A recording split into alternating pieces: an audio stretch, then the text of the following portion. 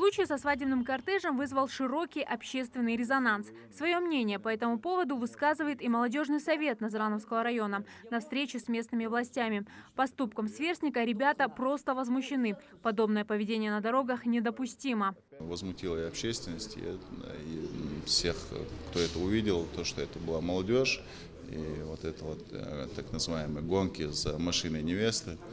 Вот эта вот ситуация, в том числе она на контроле была и у главы республики, и у Совета безопасности. Вот сегодня состоялась встреча. Вот в этой связи мы решили собраться в таком расширенном составе, пригласить молодежный совет района и сельских поселений, пообщаться с молодежью, услышать их мнение, каково их отношение к таким фактам, к таким проявлениям. «Золотая молодежь» – это словосочетание в последние годы на слуху у многих в Центральной России. Точнее, издержки воспитания этих молодых людей. Как оказалось, в ингушском обществе такие представители тоже есть. Те, кто уверен, закон для них не писан. Это очень некрасиво произошло.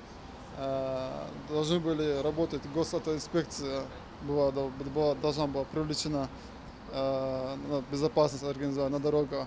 Таких нарушителей надо наказывать штрафами, изымать машины, какое-нибудь наказание должно проводиться. Один из вариантов решения проблемы, по мнению Илеза Чесыгова, вести разъяснительные беседы с молодежью. И речь здесь идет не только о привлечении старших, но и молодых. Илез сам активно занимается воспитательной работой со своими сверстниками. Человека своего возраста молодые люди поймут лучше, считает он.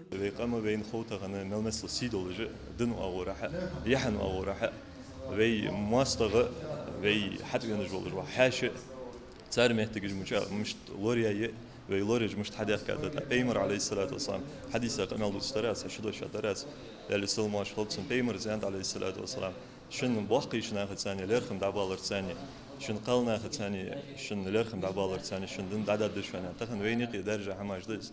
Подобные встречи в последнее время в республике не редкость, и каждый раз повод разный, а следствие одно – безрассудное поведение на дорогах.